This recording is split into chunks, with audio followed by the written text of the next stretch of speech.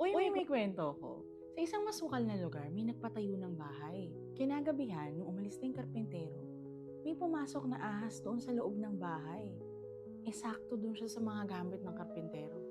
Habang gumagapang siya, nadali siya nung talim ng lagari. Hindi nasaktan ngayon yung ahas. Akala niya inaatake siya ng lagari. Ang ginawa niya para makaganti, sinakmal niya. Diduguan siya kasi sinakmal niya mismo yung pinakatalim ng lagari. Nagdilim yung paningin ng ahas. Sa sobrang galit niya, pinaluputan ngayon niya yung lagari. Nasaktan siya nung pinaluputan niya kasi nga tumatama dun sa talim ng lagari. Dahil sa kagustuhan ng ahas na mapatay yung kalaban, lalo niyang hinigpitan yung pagkakapalupot dun sa lagari.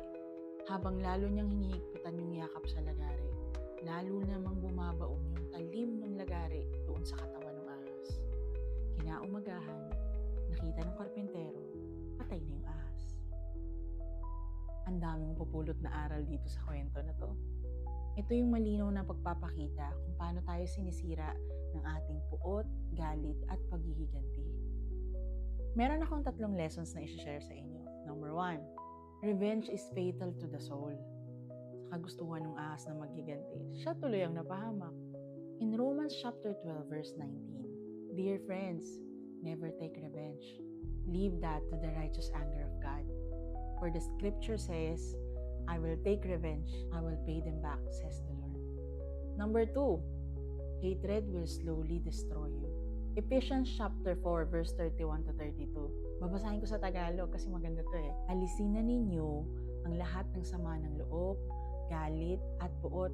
Huwag na kayong mga away, huwag nang manlalait o mamumuhi sa isa't isa. Sa halip, maging mabait kayo at maunawain sa isa't isa. At magpatawarin kayo gaya ng pagpapatawad ng Diyos sa pamamagitan ni Kristo. Number 3, the importance of self-control. Di naman kasi lahat ng nakakasakit at nakakagalit kailangan patulan.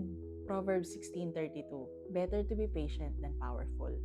Better to have self-control than to conquer a city. Kung tutuusin, wala namang kasalanan yung lagari, di ba?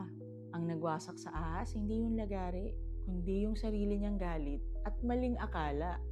Minsan kasi nasa isip lang natin talaga eh. Nakarelate ka ba?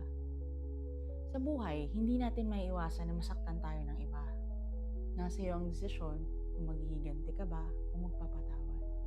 Kapatid, huwag mong hayaan ng galit ang mag-control sa'yo. Sometimes, you just need to choose your battle.